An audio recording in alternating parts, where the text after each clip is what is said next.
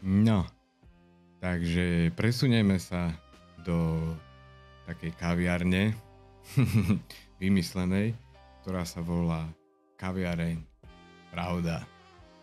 Takže ideme na to. Pridáme si trošku hlas. Ak by náhodou vám tam niečo prekrikovalo, ten šum z pozadia, alebo tak, že by bol hlasný, dvakrát som to skúšal, bolo to OK, tak napíšte do komentárov. Tak poďme na to. Toto celé sa odohráva v kaviarni a ja som zrazu nadobudol špeciálnu schopnosť čítať ľuďom myšlienky. Takže sa pozrieme, že čo sa krúti v hlave nejakým influencerkám, nejakým manažérom, barmanom, bezdomovcom, komukoľvek. Tak ideme na to.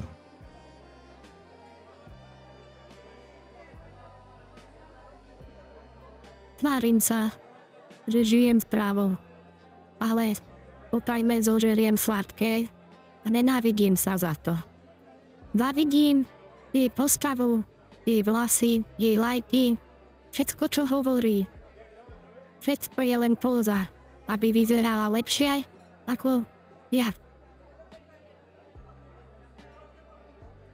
Smiechom zakrývam, že som prázdna. Cheesecake mi dáva pocit šťastia na 2 minúty, potom len výčitky.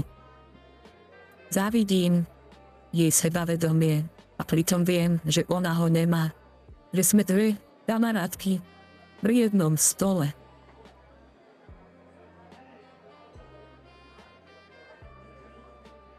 Hľadám baristu.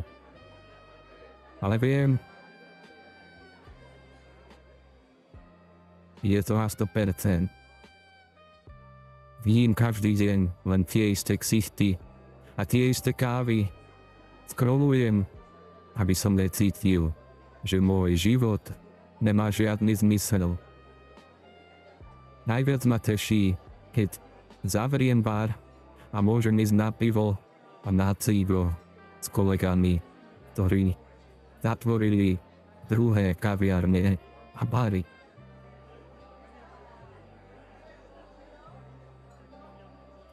Tvárim sa, že bojujem za klienta, ale bojím sa len o seba. Každý deň žijem v strachu, že ma vyhodia a niekto si, a vlastne nikto si na mňa nespomenie. Som nahraditeľný a viem to. Vyzerám ako ten, čo má moc. Ale vo vnútri viem, že som len pes na reťazi.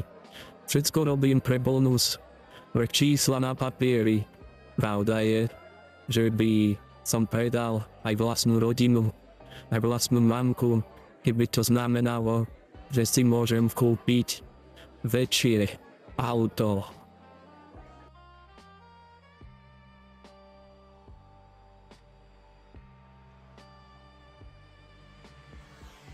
Hrám tu na ulici, iba hladného.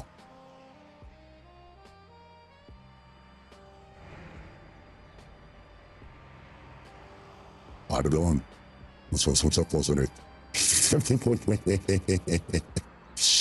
Hrám tu na ulici, iba hladného, ale pravda je, že burger pre mňa nič neznamená. Aj keby som mal peniaze, nekúpim si jedlo, kúpim si chlast, cigarety. Je to moja skutočná potrava a viem, že ma to zabíja, ale bez toho nemôžem žiť. Žite lepšie. Žite lacnejšie.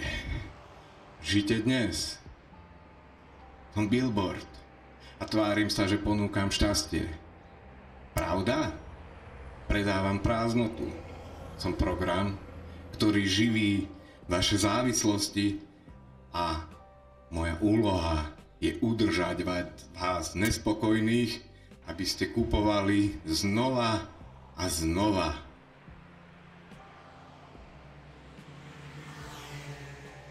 Sťažujem sa, že je to drahé. Ale viem, že polovicu z toho aj tak vyhodím.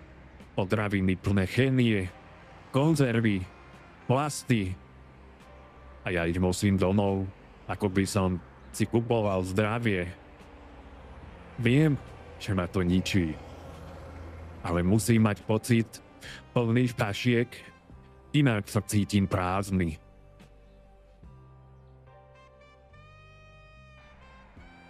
Tvárim sa, že ma iPhone spraví niekým.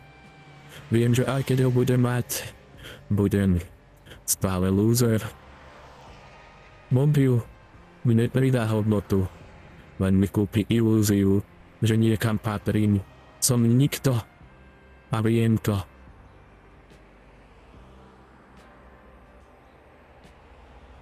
Ja, taxikár. Sťažujem na prácu, ale viem, že som si to zvolil sám. Robím 16 hodín denne, aby som prežil. Pravda je, že LED, svetla sú môj jediný úspech. Viem, že nikdy nič nezmením, tak sa utešujem tým, že aspoň moje auto svietí viac než ja.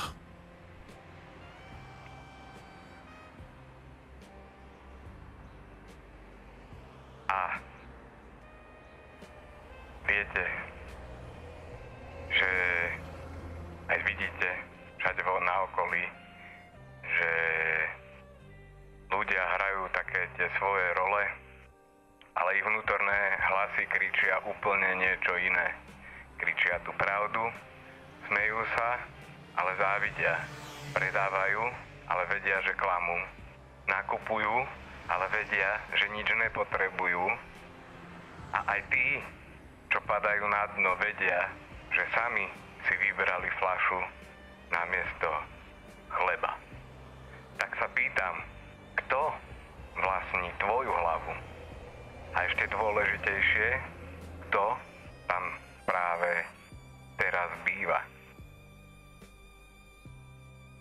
Ale možno nežijeme. Možno len hráme svoju rolu v tomto nekonečnom holograme.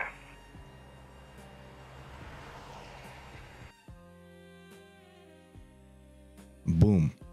Takže to bola story a vy môžete napísať ďalšiu, môžete si vybrať iba jednu scénku, napíšte to a ja to tam niekde zakomponujem, takže buďme všetci tvorcovia, technológia nám pomáha tvoriť čokoľvek, môžeme robiť čokoľvek a